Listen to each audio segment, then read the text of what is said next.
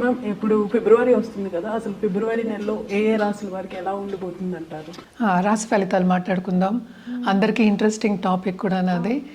First రాశి ఫలితాలు మాట్లాడుకునే ముందు ఎప్పుడు మనం మాట్లాడుకునేది గోచారం మాట్లాడుకుంటాం. అందరికీ తెలుసు 12 రాశులు ఉంటాయి, అలాగే 12 భావాలు చెప్తాము, 27 నక్షత్రాలు, 9 గ్రహాలు. సో ఆ గ్రహాలు ఏంటంటే ఒక చోట ఉండవు. చాలామందికి డౌట్లే ఉంటాయి ఏంటంటే పుట్టినప్పుడు చాలా బాగుంది, ఇప్పుడు చాలా బాగాలేదు. అంటే పీరియడ్ మనకి మారుతూ ఉంటుంది, అంటే దశా సిస్టమ్ అంటే మన టైం మారుతూ ఉంటుంది అనమాట. దేని బట్టి, మన నక్షత్రం బట్టి. అలాగే దీంట్లో ఏంటంటే ఇంకా చాలా ఉంటాయి. అంటే లగ్నం చూసుకోవాలి, నక్షత్రాలు చూసుకోవాలి, రాశి చూసుకోవాలి, తర్వాత మిగతా ప్లానెట్స్ కూడా చూసుకోవాలి. అంటే రాశి వారీగా మాట్లాడడం అంటే ఏంటంటే చంద్రుడు ఎక్కడున్నాడో దాన్ని రాశి అంటాం అనమాట. అంటే ఆ భావం కానీ ఆ హౌస్ కానీ, అంటే హౌస్ అని చెప్తూ ఉంటాం, 12 రాశులు అంటాం. సో హౌస్ని మనం ఏంటంటే రాశి అంటాం అనమాట. సో రాశి నుంచి ఏంటంటే 9 గ్రహాలు ఎలా ఉన్నాయో చూడటం అనేది జరుగుతుంది. అలాగే సూర్యుడి నుంచి కూడా మనం చూస్తాము, అలాగే లగ్నం నుంచి కూడా చూస్తాము. వీటిని సుదర్శన చక్రం అని చెప్తూ ఉంటాం. దాంతోపాటు ఏంటంటే మనకి వింశోత్తరి దశా సిస్టమ్ పీరియడ్ ఎలా ఉంది అవి కూడా చూస్తూ ఉంటాం అనమాట. ఇవన్నీ చూసుకుంటేనే మనకు కరెక్ట్గా ఒక ప్రెడిక్షన్స్ అనేది ఇవ్వగలం. ఇదంతా ఎందుకు చెప్తున్నాను అంటే ఇప్పుడు రాశి వారీగా మనం మాట్లాడుకోవాలి. ఎందుకంటే మనకి జాతకం ఒక్కొక్కరిది డిఫరెంట్గా ఉంటుంది. అంటే ఒక రోజులోనే చాలా తేడాలు వచ్చేస్తూ ఉంటాయి. ఎందుకంటే లగ్నం మారుతూనే ఉంటుందన్నమాట. అంటే సూర్యోదయం బట్టి మనకి వస్తూ ఉంటాయి లగ్నాలు. సో ఈ లగ్నం ఉదయించే సూర్యుడు అంటాం, దాన్ని బట్టే జాతకం ఒక్క రోజులోనే చాలా మారుతాయి. సో జనరల్గా మనం మాట్లాడుకోవడం అంటే రాశి వారిగానే మాట్లాడుకోగలం, రాశి ఫలితాలే మాట్లాడుకుంటాం అనమాట. ఎందుకంటే మనం లాస్ట్ టైం చేసింది కూడా మనం కొంతమంది ఏం పెట్టారంటే అవును నాకు ఇది అవ్వట్లేదు, ఇది అయింది అంటే రాశి వారిగా మనం మాట్లాడుకునేది సింగిల్ పాయింట్. ఇవన్నీ చెప్పడం అందుకనమాట. సింగిల్ పాయింట్లో మాట్లాడుకున్నప్పుడు అదేంటంటే ఇట్ ఈస్ నాట్ నీ జాతక ప్రెడిక్షన్ కాదు అది. It's not a personal prediction, it is a general prediction. So general ప్రెడిక్షన్స్లో అంటే ఏంటంటే అన్నీ కరెక్ట్గా వస్తాయి, అన్నీ కరెక్ట్గా రాంగ్ అవుతాయి అని చెప్పడానికి ఉండదన్నమాట. అండ్ ఆల్సో రాశి వారీగా మాట్లాడుకున్నప్పుడు నేను చెప్పినట్టు ఒకే ఒక గ్రహం మనం చూస్తున్నాం, అంటే చంద్రుడు. ఏ రాశిలో ఉంటే రాశి అంటాం, అంటే ఏ హౌస్లో ఉంటే దాన్ని రాశి అంటాం అనమాట. సో జనరల్గా రాశి ఫలితాలు ఎప్పుడైనా మాట్లాడుకోవాలి అంటే గోచారం చూసుకుంటాం. గోచార రీత్యా ఈ నెల ఏమవుతుందో చూద్దాము. మనం ఎప్పుడు మాట్లాడుకునేది ఫస్ట్ శనిగ్రహం. శనిగ్రహం ప్రస్తుతం ఎక్కడున్నారంటే మీనరాశిలో ఉన్నారు. ఆయన కూడా ఏంటంటే డైరెక్ట్ మోషన్లో ఉన్నారు. సో తప్పక ఇంకా మీనరాశిలోనే ఆయన ఈ నెల అంతా ఉంటారు. మనం మాట్లాడుకునేది ఫిబ్రవరి రాశి ఫలితాలు. నెక్స్ట్ మనం మాట్లాడుకునేది జూపిటర్, అంటే గురుగ్రహం. గురు ఏంటంటే రిట్రోగ్రేషన్ వక్రిచున్నారు, ఆయనేమో మిథునంలో ఉన్నారనమాట.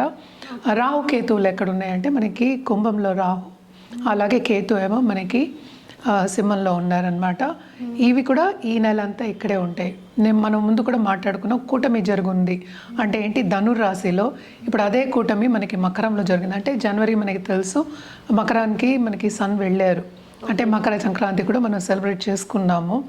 అలాగే ఏంటంటే ఇప్పుడు సన్ మనకి కుంభానికి 13th ఫిబ్రవరి వెళ్తున్నారనమాట. అలాగే కుజుడు మనకి 23rd ఫిబ్రవరికి వెళ్తున్నారు, ఎక్కడికి మనకి కుంభానికి వెళ్తున్నారు. అలాగే మెర్కురీ అంటే బుధుడు 3rd ఫిబ్రవరికి కుంభానికి వెళ్తున్నారు.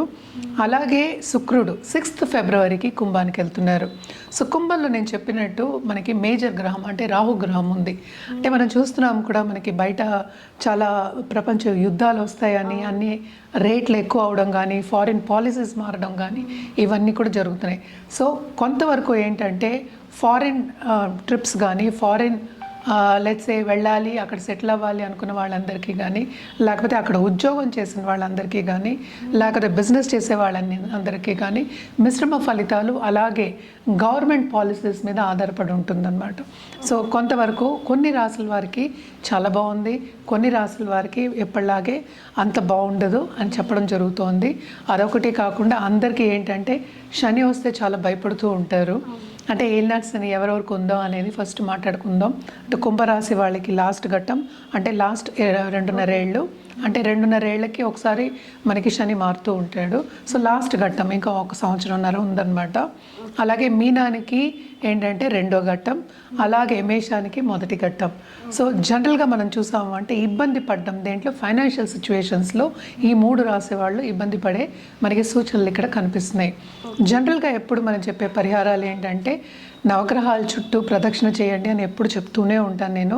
అది ఒక్కొక్క రాశి మాట్లాడినప్పుడు ఏమవుతుందంటే ఏ రోజు చేయాలి అనేది మనం చూడొచ్చు అనమాట. జనరల్గా ఏంటంటే నవగ్రహాల చుట్టూ తిరగడం అంటే ప్రదక్షిణ చేయడం, అలాగే నవగ్రహ స్తోత్రాలు చదువుకోవడం, నవగ్రహ హోమాల్లో పాల్గొవడం చాలా మంచిది. అదొకటి కాకుండా ఈ మధ్యన చాలా మటుకు ఏంటంటే దేవి పూజలు చేయడం అనేది జరుగుతోంది. సో దేవికి మించిన మనకి ఏమి శక్తి మనం చెప్పలేమన్నమాట. అన్నిటికన్నా మించిన శక్తి అని చెప్తూ ఉంటాము. సో దేవి పూజలు చేసిన వాళ్ళు ప్లీజ్ కంటిన్యూ చేయండి. And it is very good ఈ మంత్ చేయడం కూడా. అలాగే మనకి శివరాత్రి కూడా వస్తోంది. సో శివుడి గురించి కూడా మనం మాట్లాడుకోవాలి. సో ద్వాదశ జ్యోతిర్లింగాలను వెళ్ళి దర్శించుకోవడం కానీ, అలాగే ఆధ్యాత్మికంగా గడపడం కానీ ఈ నెల చాలా మంచిది.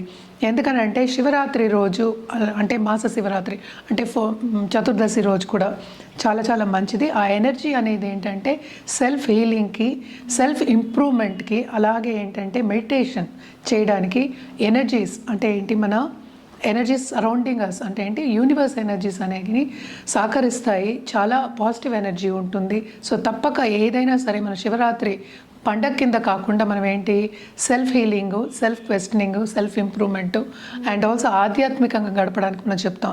అంటే ఏంటి పేషెన్స్గా ఉండడం, అలాగే సాలిట్యూడ్ సైలెంట్గా ఉండడం, సైలెన్స్లోనే మనం ఏంటి ధ్యానం చేసుకోవడం, ఇవన్నీ చెప్తూ ఉంటాం.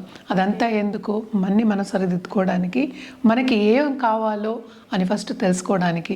అంటే ఏంటి మనం లోపల ఏముంది అంటే ఏంటి మనలో ఉన్న జీవుడికి ఏం కావాలి, మనకి ఏం కావాలి లైఫ్లో అని తెలుసుకోవడానికి అండ్ ఆల్సో ఆధ్యాత్మికంగా స్పిరిచువల్ గ్రోత్ ఉండడానికి చాలా మంచిది.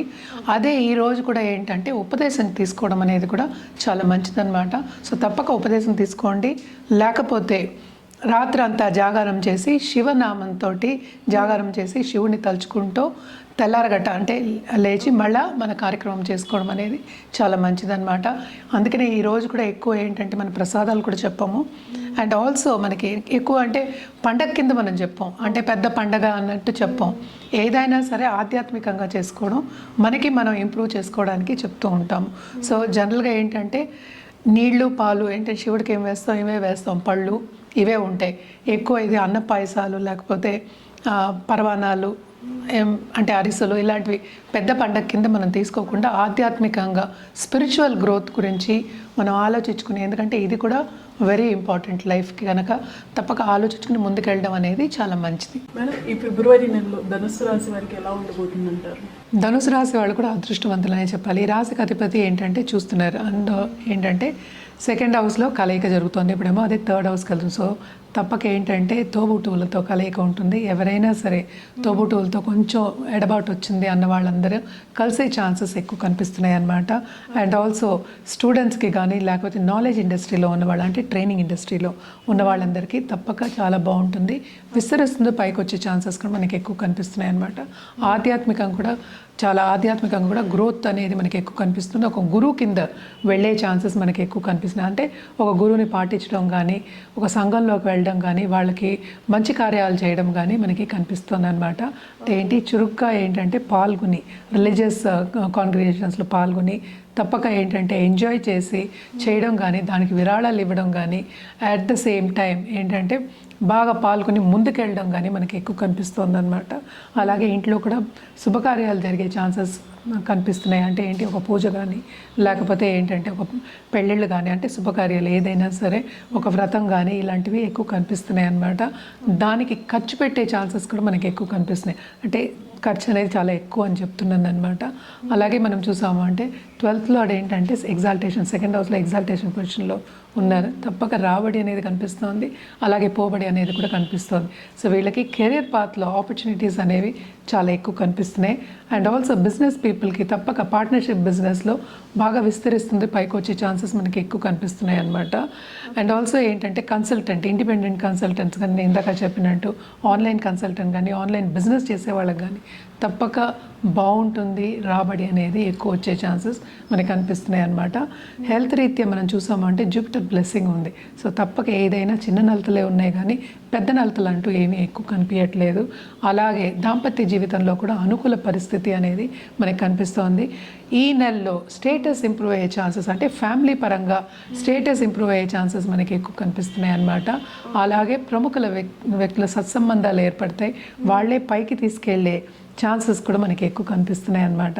సో తప్పక ఉన్నత స్థితికి వెళ్ళే ఛాన్సెస్ మనకి కనిపిస్తున్నాయి. అలాగే ఏంటంటే ట్రైనింగ్ ఇండస్ట్రీలో ఉన్న వాళ్ళు నేను చెప్పినట్టు స్కూల్స్ కానీ లేకపోతే కాలేజెస్ కానీ ఉన్న వాళ్ళకి కానీ తప్పక స్టూడెంట్స్ ఎక్కువ వస్తారు. అంటే ఏంటి, మంచి గుర్తింపు వచ్చే ఛాన్సెస్ వాళ్ళకి మనకి కనిపిస్తుంది. డబ్బు ఒకటే కాదు, ప్లస్ గుర్తింపు కూడా వచ్చే ఛాన్సెస్ మనకి కనిపిస్తున్నాయి. అలాగే కదా పైకి వెళ్ళే ఛాన్సెస్ అనేవి ఉంటాయన్నమాట. హెల్త్ రీత్యా కూడా నేను ఇందాక చెప్పినట్టు చిన్న చిన్న నలతలే, కానీ ఎవరైనా పెద్దవాళ్ళు ఉంటే కొంచెం జాగ్రత్తగా చూసుకోండి, వాళ్ళ బ్లెస్సింగ్స్ తీసుకోండి. అండ్ వాళ్ళ హెల్త్ కూడా కొంచెం సెన్సిటివ్ అయ్యే ఛాన్సెస్ ఉన్నాయి కనుక జాగ్రత్తగా కాపాడుకుంటారండి అని చెప్పడం అనేది జరుగుతుందన్నమాట. అలాగే ఏంటంటే ఎవరైనా పెళ్ళి కాలేదు, ఇప్పుడేమో పెళ్లి సంబంధాలు చూస్తున్నారు కొత్తగా అని అనుకునే వాళ్ళందరికీ పెళ్ళి అయ్యే ఛాన్సెస్, వాళ్ళు అనుకున్న సంబంధాలు వచ్చే ఛాన్సెస్ మనకి ఈ నెలలో మనకి కనిపిస్తున్నాయి అన్నమాట. తప్పక శుభకార్యాలు జరుగుతాయి. ఇంట్లో ఏంటంటే పిల్లల్ని సెటిల్ చేయడానికి తప్పక వీళ్ళు డబ్బు అంటే ఖర్చు పెట్టడం, ఫైనాన్షియల్గా ఖర్చు పెట్టడం అనేది, వాళ్ళని సెటిల్ చేయడం అనేది మనకి ఎక్కువ కనిపిస్తుంది అనమాట. వీళ్ళు గురు కాళ్ళు పట్టుకోవడం అనేది మంచిది. గురువు అంటే ఎవరైనా గురువే మనకి, తల్లి కూడా మనకి మొదటి గురువు అంటాం. శక్తి స్వరూపమైన, విష్ణు స్వరూపమైన, లేకపోతే శివ స్వరూపమైన, ఏ స్వరూపమైన తప్పక మనకి థర్స్డే కొలవడం అనేది మంచిది. నిత్యం ఎప్పుడు కొలవమని నేను చెప్తూ ఉంటాం. సో దక్షిణామూర్తి స్తోత్రం చదువుకోవడం కానీ లేకపోతే సాయిబాబా ఆరతి చదువుకోవడం కానీ థర్స్డే మంచిది. అలాగే వెళ్ళి గుడికి వెళ్ళి సందర్శించుకోవడం మంచిది. అలాగే ఏంటంటే వాళ్ళు అన్నదానం చేయడం ఆ రోజు ఇంకా మంచిదన్నమాట. సో తప్పక ఒక కుక్కకు కూడా అంటే ఏంటంటే ఏ యానిమల్స్ అయినా వాటికి కూడా కొంచెం చూసుకోవడం, అంటే ఆహారం ఇవ్వడం ఆ రోజు మంచిదన్నమాట. సో మన కలర్స్ విషయానికి వస్తే కనుక తప్పక వీళ్ళు ఎల్లో అండ్ గోల్డ్ వాడడం మంచిది. ఎల్లో నుంచి డార్క్ ఎల్లో అనమాట. దాంతోపాటు ఏంటంటే బ్లాక్ కూడా వాడచ్చు అనమాట. ఇవి రెండు వాడుకుంటే ఎస్పెషలీ ఆన్ థర్స్డేస్ వేసుకొని చూస్తే ఇంకా మంచిది. అండ్ ఆల్సో ఏంటంటే మన రుద్రాక్ష విషయానికి వస్తే కనుక తప్పక వీళ్ళు పంచముఖి రుద్రాక్ష వేసుకోవడం మంచిది. దాంతో ధ్యానం చేసుకోవడం కానీ మెడిటేషన్ చేసుకోవడం కానీ ఇంకా మంచిది. అంటే పంచముఖి రుద్రాక్షతోటి అదొకటి కాకుండా వీళ్ళు తప్పక ఏంటంటే అష్టముఖి రుద్రాక్ష వేసుకోవడం కూడా చాలా మంచిదన్నమాట. ఎందుకంటే ఏదన్నా సాధించాలి అంటే కొంతవరకు మనకి ఏంటంటే నిగ్రహం కావాలి, అలాగే ముందుకెళ్ళే ఒక ఎనర్జీ కావాలి, అంటే ఏంటి పట్టుదల అనేది కావాలి కనుక తప్పక ఇది కూడా వేసుకోవచ్చు అనమాట. ఏదైనప్పటికీ మన జాతక రీత్యా చెప్పడం అనేది జరుగుతుంది. సో జాతకం పరిశీలించుకున్న తర్వాత ఇవన్నీ చేయడం అనేది ఎప్పటికైనా ఉత్తమం.